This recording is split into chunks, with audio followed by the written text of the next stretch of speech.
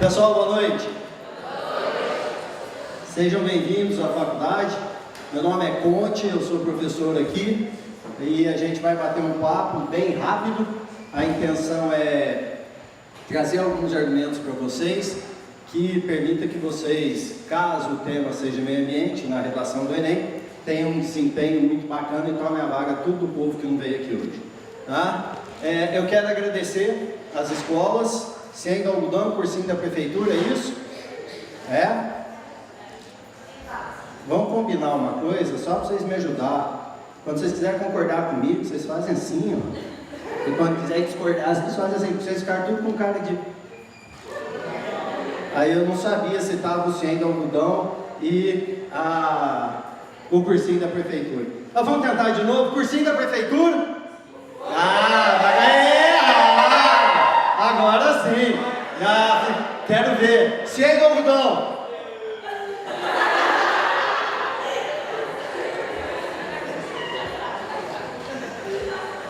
Bom, vamos tocar para frente. Ó, pessoal, a Patrícia vai passar aí para vocês um tablet para que vocês coloquem os dados de todos, para que a gente possa convidar vocês para outras atividades que a gente faz na faculdade. Tem outras palestras semana que vem, tem oficina de redação, aulão de direitos humanos, tem um monte de coisa preparada aí para vocês. Tem sorteio, Patrícia? Tem sorteio.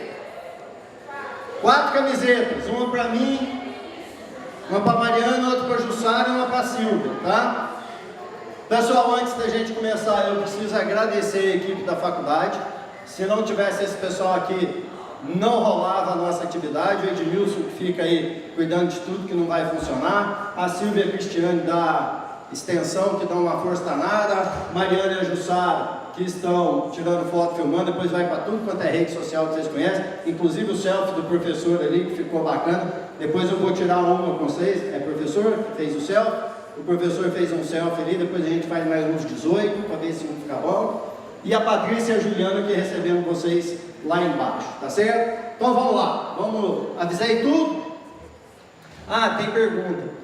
Se alguém quiser fazer pergunta no final, eu sei que vocês têm tempo e tal, mas se alguém quiser fazer pergunta no final, a Silvia e a Cristiane, que foram embora, elas saíram daí, elas estão com um formulário e caneta, pede, faz a pergunta, mesmo durante a conversa, pode mandar a pergunta aqui, porque às vezes as perguntas são parecidas, ou, eu não queria perguntar, mas muita gente, tem que dar um microfone, não curti. Então chama o pessoal da equipe, pega o papelzinho, escreve a pergunta, já devolve, traz aqui para mim. No final, quando está fazendo o sorteio, eu leio as perguntas e aquelas que eu souber, eu respondo para vocês.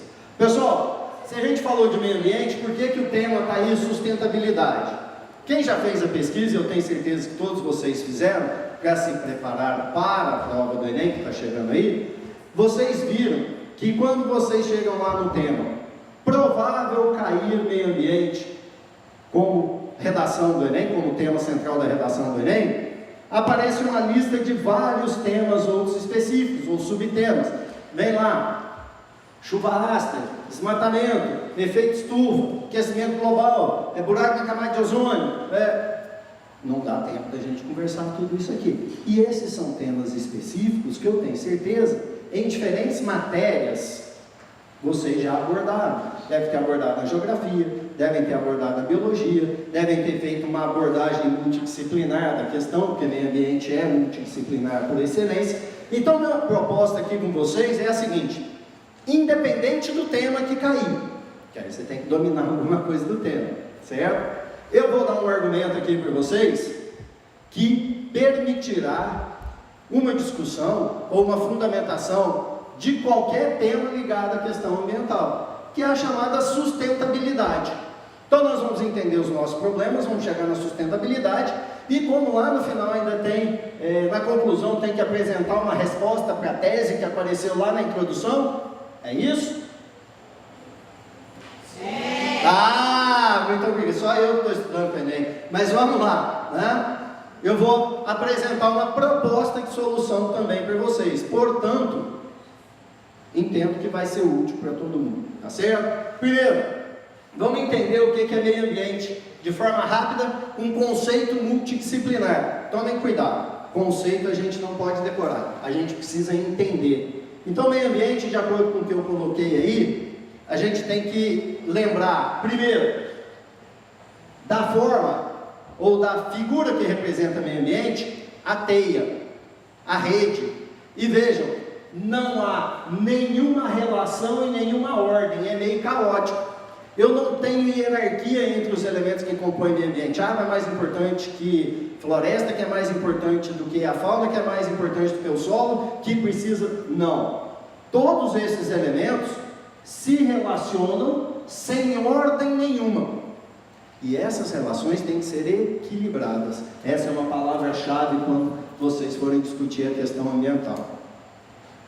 Essas relações, quando equilibradas, elas garantem que a gente vai ter condição de vida no planeta. Então vejam a importância de relações equilibradas entre todos os elementos que compõem o meio ambiente.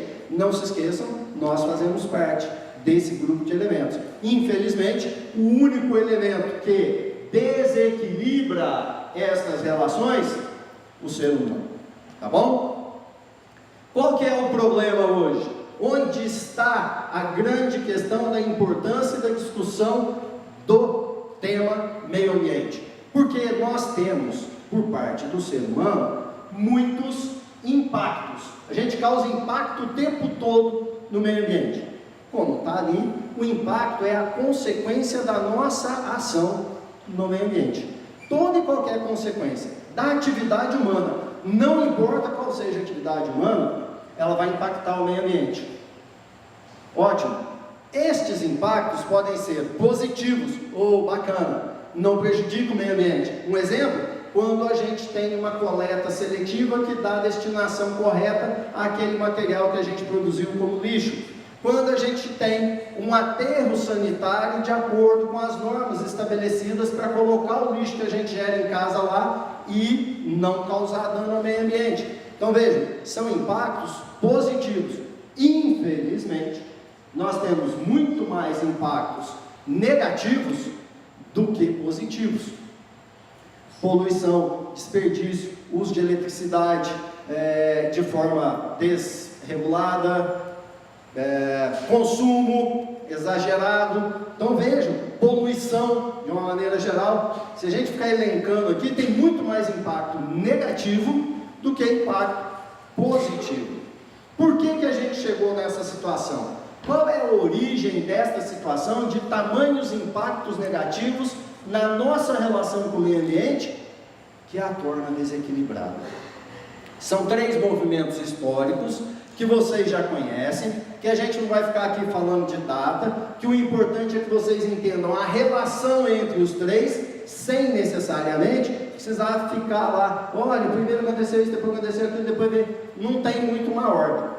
Eu estou vendo gente que está anotando, sem problema nenhum, no final eu esclareço dúvidas se quiser, mas a gente vai disponibilizar no site da faculdade o material. Não só este material aqui, como alguns links que podem ser úteis para vocês para ajudar na temática meio ambiente. A Silvia fugiu de novo. Não está aí, não tem problema, mas depois na hora que ela chegar eu pergunto que dia que vai estar no site, que eu vou deixar o material lá para ela, mas com certeza a Patrícia vai mandar a informação para vocês da disponibilidade no site, tá bom? Sociedade de massa, pessoal, tem muita gente no mundo.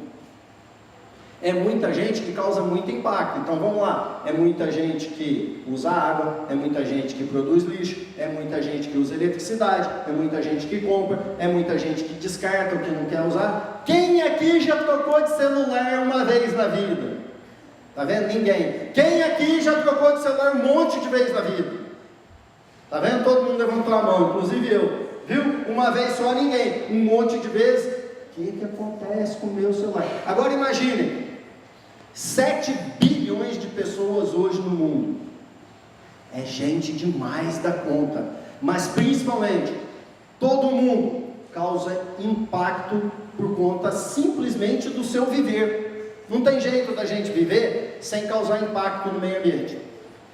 Nós temos aqui um outro movimento, o chamado desenvolvimento industrial. Quem quiser anotar aí como desenvolvimento tecnológico, fica talvez até melhor. Aí eu vou situar lá atrás, na famosa Revolução Industrial, vocês já estudaram isso lá na Inglaterra, um sujeito começou a usar vapor que ele obtinha com a queima do carvão vegetal e mineral para produzir, para usar uma máquina que foi inventada que era o tear.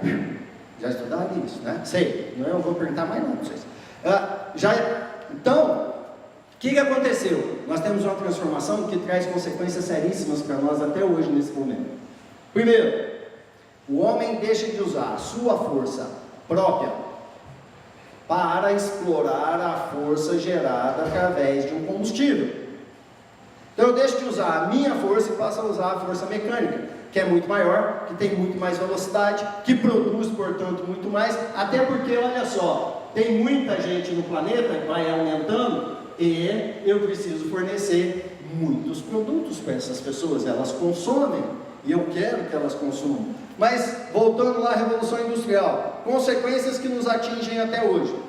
Se um homem produzia tecido num tear manual, ele usava um pouco de matéria-prima e tinha uma produção pequena, e tocava lá com o feijão que ele consumia. Tá bom, inventou a máquina, muito mais matéria-prima, sai da onde?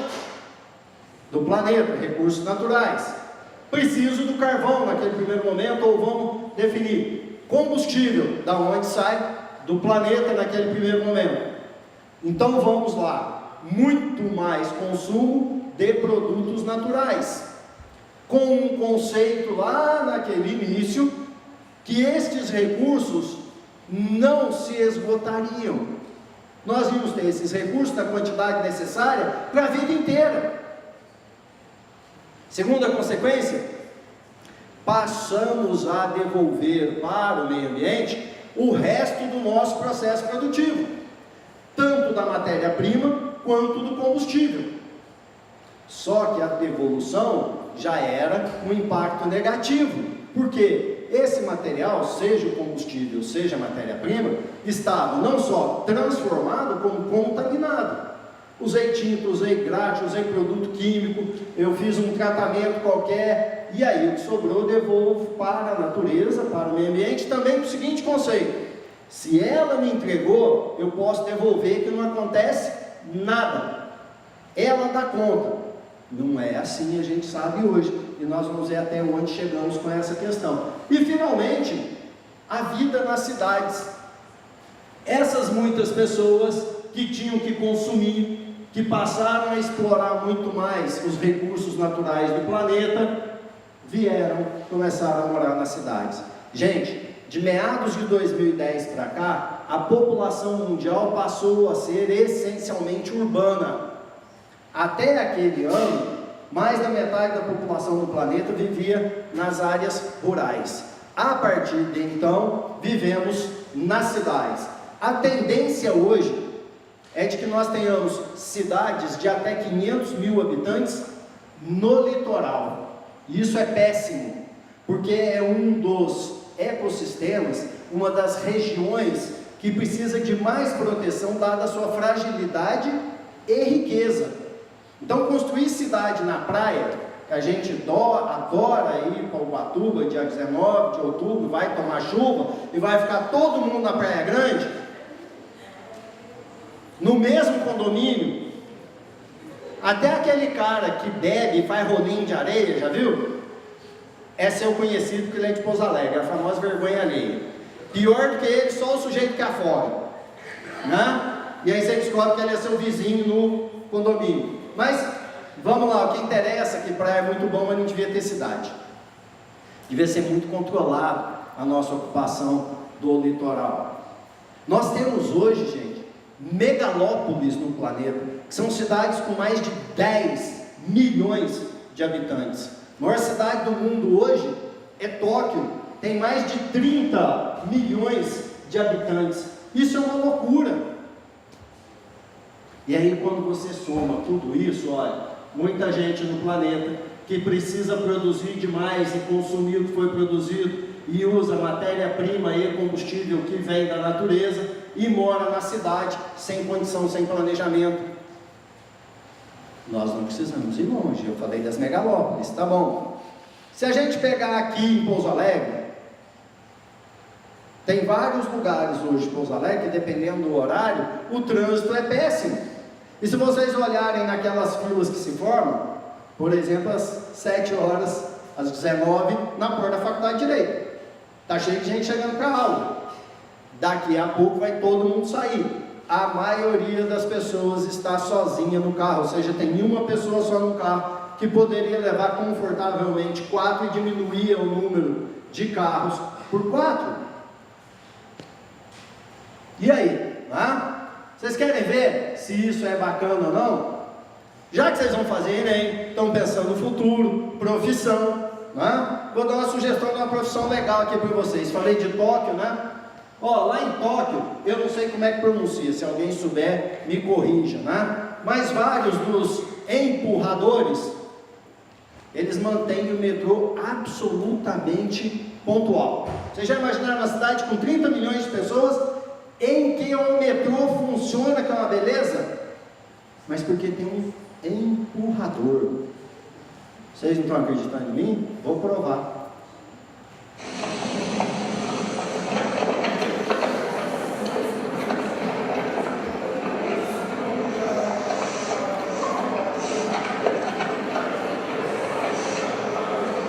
Por enquanto, só o pessoal está se empurrando. Olha lá, olha o cara agora, ó.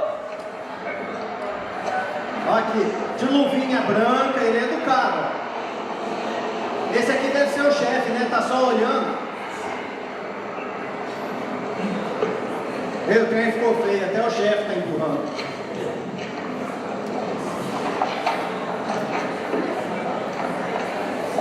Nossa, o chefe do chefe chegou. Mas vocês querem ver que é educado, é para arrumar o vestido da moça lá, olha que bacana. Ó, viu? Não pode ficar pra fora. Vocês estão pensando, vocês já imaginaram isso aqui no Brasil? Como é que ia ser se tivesse essa profissão? Entra aí, filho! Ia ser mais ou menos assim. Acho que ia ter luvinha, arrumar o vestidinho da moça lá.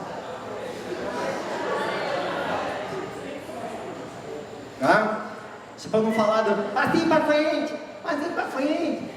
Bom, gente, essa situação, impactos negativos, desequilíbrio, gera enormes conflitos. Conflitos esses que surgiram por conta desta equação aqui, que é muito simples. Os recursos que a Terra tem para nos oferecer, e vocês vão ver uma conta impressionante daqui a pouco, eles são esgotáveis. Tomem cuidado com a ideia de esgotáveis. Vou dar 2 exemplos para vocês. A água. A quantidade de água que existe no planeta é a mesma desde que o mundo é mundo. Muda eventualmente por conta dos grandes movimentos de acomodação do planeta, a localização da água. Mas o que se esgota, eu vou apontar, tem uma televisão de cola aqui para mim, daqui a pouco eu vou ficar apontando para essa, vocês não vão entender nada, O que se esgota no caso da água? A qualidade, não a quantidade. Cada vez teremos que investir ou gastar mais para ter água de qualidade. Então o que se esgotou? A qualidade da água. E aí fica mais difícil para mim continuar vivendo. Por quê? Porque tem um enorme desequilíbrio. Quem já viu uma seca que nem a do ano passado e a desse ano?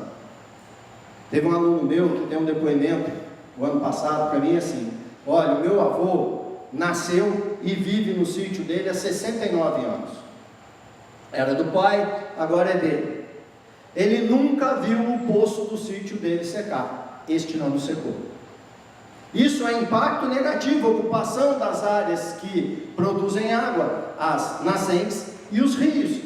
A gente ocupa de forma inadequada, impacto negativo, polui a água, está acabando a qualidade da água e ela está mudando de forma de distribuição.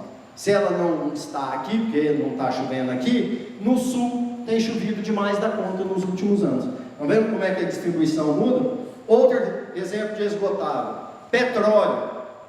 Aí outro dia eu fui falar isso numa faculdade de engenharia. Quando eu falei petróleo, professora, sabe o que aconteceu? Um aluno deu um maior sorriso lá no fundo, assim: olha o mané do direito, vem aqui na engenharia e vai falar coisa errada. Aí eu perguntei para ele: você que sorriu aí, quanto tempo leva para se formar uma reserva de petróleo que possa ser explorada. Aí o sorriso dele ficou ruim, porque ele virou e falou assim: é alguns milhões de anos. Eu falei: então, de acordo com os estudos hoje no Brasil, a sua expectativa de vida deve ser em torno de 70 e poucos anos. Você vai, se acabar o petróleo, você não tem gasolina para o seu automóvel, você vai conseguir esperar milhões de anos para poder ter mais petróleo para você andar com o seu carro? Não. Então, dançou, esgotou, não adianta, você não tem vida para esperar formar outra reserva de petróleo. Então esses recursos são esgotáveis, mas as nossas necessidades, essas são infinitas. Eu quero uma casa maior, quero 2 carros, eu quero 2 celulares. Gente, tem mais linha de celular no Brasil do que habitante. Como é que o sujeito usa 2 celulares ao mesmo tempo, 2 linhas? Uma em cada orelha, mas a boca é uma só, e é um aparelho só. Aí você pega cartão de visita hoje, tem lá, operadora A, B, C, D, E, F, G, tem operador que você nunca ouviu falar, o cara tem um chip. Celular com 4 chips, você vai pagar 4 contas? A gente não dá conta de pagar uma. Então vejam, as nossas necessidades são sempre infinitas porque a gente quer muito mais coisa. Nós precisamos adotar um novo padrão de procedimento. Nós temos que nos policiarmos. A gente tem que repensar a forma como a gente vive. Vou provar para vocês isso, que os nossos recursos são esgotáveis.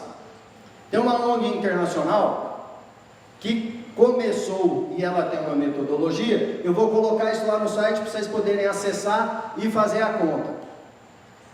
Qual é o nosso impacto no planeta? Isso hoje é definido mundialmente como pegada ecológica. Qual que é a minha pegada ecológica? E ela mostra o que a Terra tem que fornecer para que eu continue mantendo o meu padrão de vida. E aí essa ONG começou a calcular quando que os recursos que a Terra tem capacidade de fornecer para nós e repor se esgotavam. Ou seja, quando a gente entra no vermelho, quando que o mundo acabou com tudo que tem à sua disposição e está usando o cheque especial. Olha só, em 2000, dia 5 de outubro, vejam que só vai baixando, não vou ficar lendo tudo não, só vai ficando pior. Em 2016, em 8 de agosto, e esse ano, 2 de agosto. Ou seja, desde o dia 2 de agosto nós estamos no vermelho. Por quê? Porque a nossa necessidade é infinita, mas os recursos não são, eles se esgotam. A pergunta que vocês têm que se fazer e depois refletir a respeito dela, porque só fazer a pergunta não adianta nada, mas a reflexão é: o que eu estou fazendo? Vou colocar lá para vocês.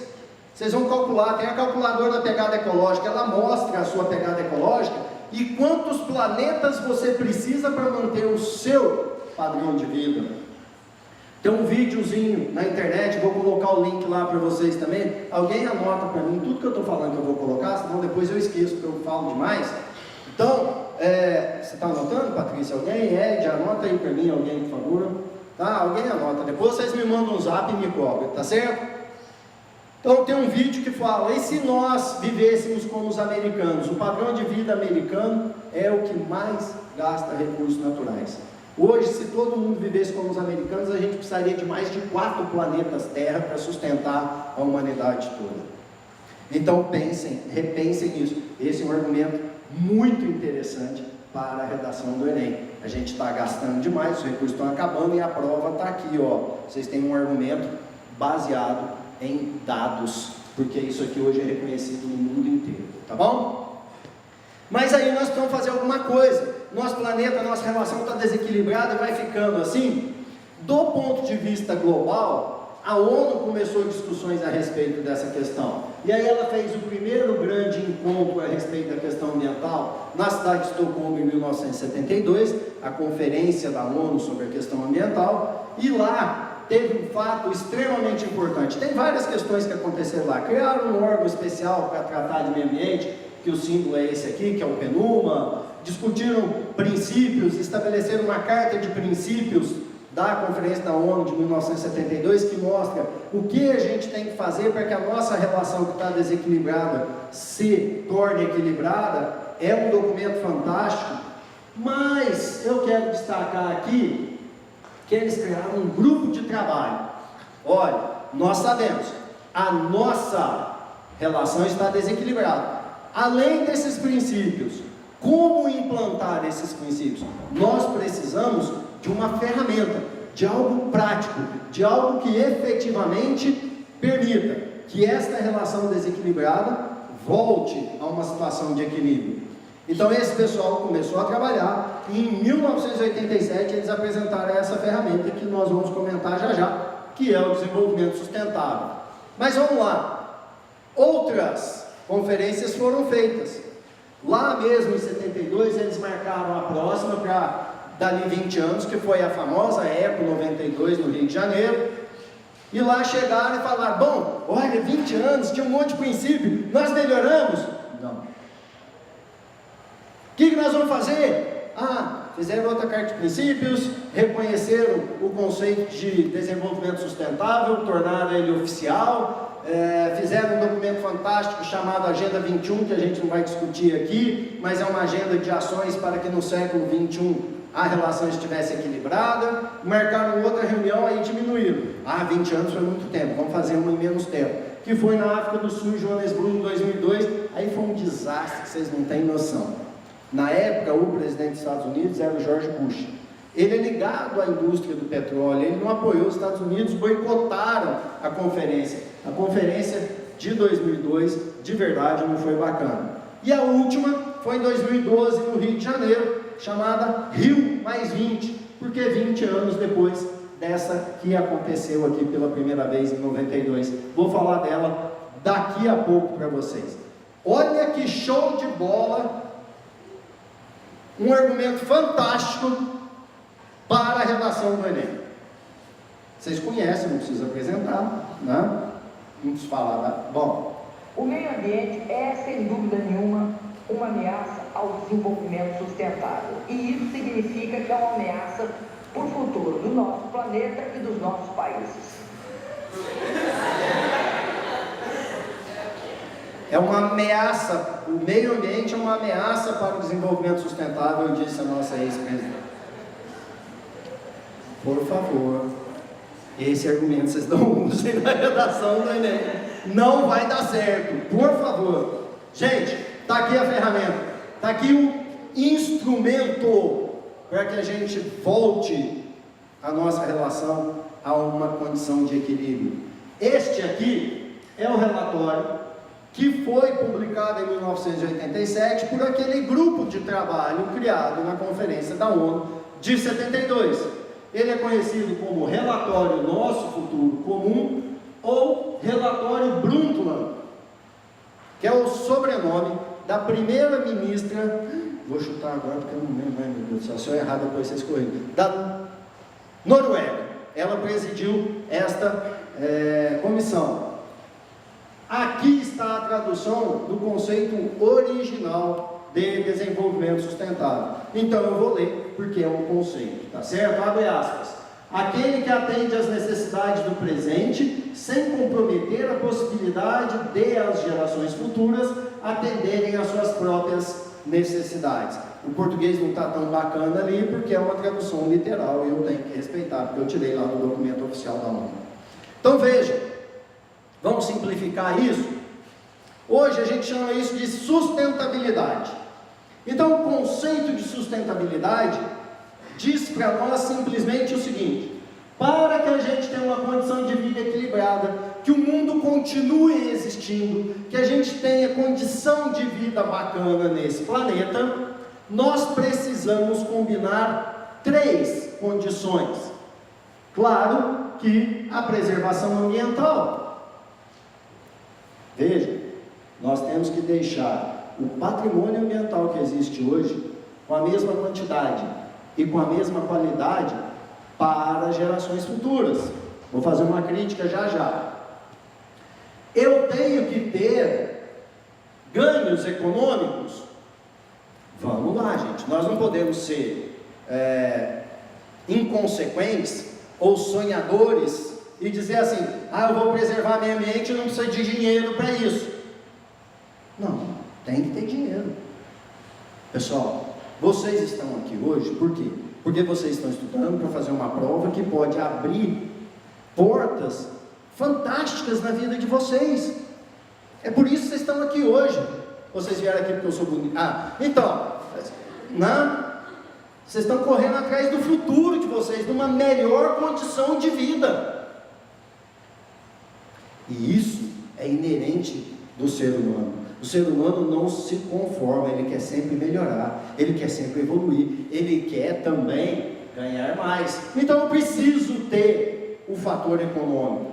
E sem sombra de dúvida, a chamada equidade social. Eu preciso melhorar a vida de todo mundo. Não adianta eu ter uma atividade econômica, explorar as pessoas que trabalham para mim e elas não melhorarem a condição de vida delas. Então, quando a gente junta ao mesmo tempo qualquer atividade que queira ser classificada como sustentável, ela tem que ser viável do ponto de vista econômico, ela tem que respeitar o meio ambiente e ela tem que beneficiar a sociedade. Está aí a ideia de sustentabilidade, que, como eu já disse, vai ajudar vocês a argumentar sobre qualquer tema relativo ao meio ambiente que possa aparecer na redação do Enem.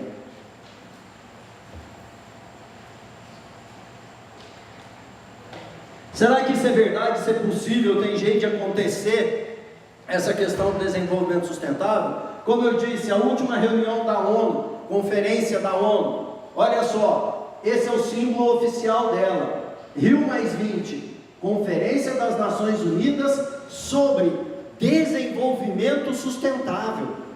Essa foi a discussão lá. E ao final dessa discussão, dois temas foram propostos, temas centrais para serem discutidos. A economia verde, ou seja, o conceito aqui, eu tenho que crescer economicamente, melhorar a condição de vida das pessoas e respeitar o meio ambiente. Outro termo, governança para desenvolvimento sustentável. Governança, vamos simplificar, acordo, consenso. Dificílimo, gente. Vocês querem ver um exemplo da dificuldade disso? Tinha uma reunião de trabalho na Rio+20 sobre governança, que naquela época tinha os representantes dos Estados Unidos e o presidente do Irã, que naquela época o nome dele era Ahmadinejad, não lembro o primeiro nome dele. Vocês acham que tem jeito de pôr um corintiano e um palmeirense e falar de paz nos estádios? É a mesma coisa, não tem, não saiu. Então nós temos que ter bom senso também. Mas vejam que o trabalho foi na busca disso. Que resultado a gente conseguiu nesta conferência, que foi a última? Um documento chamado O Futuro que Queremos. E aí ele está dividido em 3 diferentes etapas. Fundamentos, que são as estratégias diretrizes para a gente conseguir fazer aquilo que está lá em cima. O segundo, prioridades que determinam os objetivos para a efetivação do desenvolvimento sustentável. São 26 temas em um capítulo só. E no final, como implementar isso?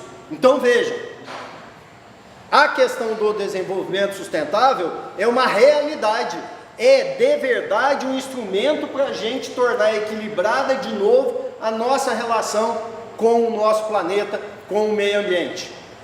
Está aí a prova, foi a discussão que foi feita em 2012 no Brasil e é o que o mundo inteiro está trabalhando para conseguir. Será que aqui no Brasil a gente reconhece isso? Será que aqui no Brasil essa questão foi aceita desde lá de 1987, ou a partir de 1987, quando surgiu o conceito? Vocês sabem, a lei maior que existe no país é a Constituição Federal. A nossa é de 88 e é considerada muito avançada na questão da defesa do meio ambiente, que ela define como vocês estão lendo aí, meio ambiente ecologicamente equilibrado. Estão vendo por que eu estou usando sempre, destacando a palavra equilibrado? Então olha só o que diz o caput do artigo 225 da Constituição Federal. Caput é a primeira parte do artigo, depois ele pode se dividir, aí vem parágrafo, vem inciso, nós não vamos ficar discutindo isso aqui, mas vamos lá, ó. De novo, como é um conceito legal, eu vou ler, tá bom? Todos têm direito ao meio ambiente ecologicamente equilibrado, bem de uso comum do povo e essencial à sadia qualidade de vida, impondo-se ao poder público e à coletividade o dever de defendê-lo e preservá-lo para as presentes e futuras gerações. Então, uma dica aqui para vocês: toda vez que estiver discutindo meio ambiente e aparecer a expressão futuras gerações, desenvolvimento sustentável. Lembre-se, lá no conceito, ó, o conceito oficial fala das gerações futuras. É por isso que tem esse link, tá certo? Então, nós temos esse direito, todos nós. Nós não teremos uma condição de vida adequada, sadia qualidade de vida, se meio ambiente não for preservado. Tomem cuidado, porque muita gente pensa que qualidade de vida é acesso a bens materiais. Se eu pegar o sujeito que é o mais rico, que mora em Cubatão, ele não pode dizer que tem qualidade de vida, porque Cubatão é uma das cidades mais poluídas do mundo. O que eu tenho a ver com isso? Pessoal, nós somos parte do problema. A gente tem que ser parte da solução, sem sombra de dúvida. Então vamos lá, esse é o dado oficial hoje. Cada um de nós aqui gera 1,223 kg de lixo todo dia, de domingo a domingo. Quanto mais alta for a classe socioeconômica da pessoa, mais lixo ela vai gerar. Mas a média é essa aí. A continha, só para a gente ter noção, né, da brincadeira. Uma família de 4 pessoas é 4,8 kg por dia. Se eu pegar uma rua com 10 famílias, eu vou ter 48 quilos. Se eu pegar um bairro com 400 pessoas, eu já vou ter 489 quilos. 4.000 pessoas, 4.000 quilos. E Pouso Alegre. Se a gente considerar, porque o número já é diferente desse, 140 mil habitantes, todo dia são produzidos 171.220 quilos de lixo na cidade de Pouso Alegre. 170 toneladas de lixo que tem que ir para algum lugar, que tem que acontecer alguma coisa com ela. Então, como eu estou dizendo, eu ajudei a gerar, nós somos a fonte desse lixo. A gente não pode ficar comodamente em casa e dizer assim: bom, existe um governo municipal, ele tem que cuidar disso. O problema do lixo é do governo, não é meu. Como não é seu? Você que gerou o lixo, filho. A gente tem que participar, a gente tem que entender desenvolvimento sustentável e tomar outras atitudes. Atitudes simples, como selecionar o nosso lixo e dar a destinação correta para aquilo que pode ser reaproveitado. O conceito mais simples para fazer seleção de lixo é lixo seco, lixo molhado. O que é lixo seco? Normalmente pode ser reciclado, pode ser aproveitado. O que é lixo molhado? Não pode, ele está contaminado, ele tem que ir para o aterro sanitário. Tese foi apresentada lá: o desenvolvimento sustentável é um instrumento que vai mudar a nossa relação desequilibrada com a questão ambiental. Ótimo! Como fazer isso? Está aí a proposta para vocês. Eu preciso ter informação. Gente, vamos jogar ali. Acesso à informação hoje não é mais problema. Todo mundo tem um celular, tem Wi-Fi em tudo quanto é lugar e você acessa a informação. É raro quem não tem essa condição. Se ele não tiver, ele conhece alguém que tem, ele pergunta com uma pessoa, ele tem acesso a computadores de ambientes públicos onde ele pode fazer essas consultas. Então o acesso à informação hoje, repito, não é problema. O problema é qual informação eu preciso e o que eu vou fazer com essa informação. Portanto, que utilidade tem a informação? Na verdade aqui é acessar a informação, selecionar e dar utilidade para ela. Vocês melhor do que eu sabem a infinidade de informações que existem na internet. Tem gente até consultando agora se o que eu estou falando é verdade. Online. Não é assim que funciona? Então veja, daquela quantidade absurda de informações, qual eu preciso, porque ela vai ter utilidade para mim. Esse é o grande lance hoje. É nisso que vocês têm que pensar. Que informação que é útil, eu seleciono e ela tem uma utilidade.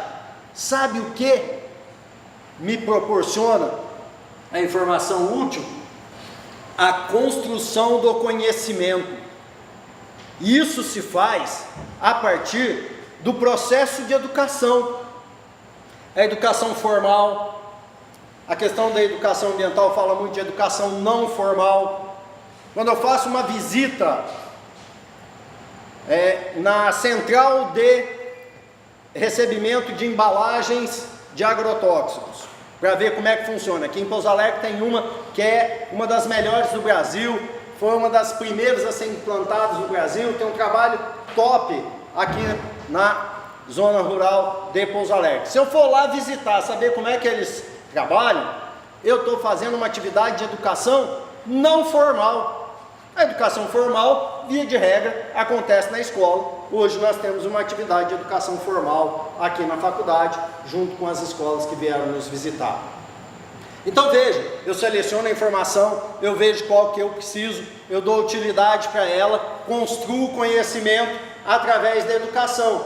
E aí, eu começo a fazer escolhas conscientes. Eu vou consumir tanto, eu preciso trocar de novo meu celular, ou eu posso manter esse celular aqui durante mais 2, 3 anos, e só lá na frente eu vou trocar. Até porque, gente, vocês também sabem disso, por conta desse consumismo, muita coisa é feita para acabar, né? O modelo X de celular, ele começa a não ter mais manutenção, não tem peça, não tem jeito de arrumar, porque você é obrigado a comprar outro, que custa sempre mais caro, que faz muito mais coisa. Quem sabe usar tudo que o celular faz aqui? Tá vendo? Ninguém. Tem 5.300 pessoas aqui. O povo de casa, o povo que está vendo não sabe. Tem tudo isso de gente aqui, né? Ninguém sabe usar tudo que o celular faz. O que a gente usa? Hoje, internet, WhatsApp. Que coisa, WhatsApp. Que coisa, nossa, é maravilhoso o WhatsApp, não é? Fala a verdade, galera. Vocês têm grupo da família de WhatsApp?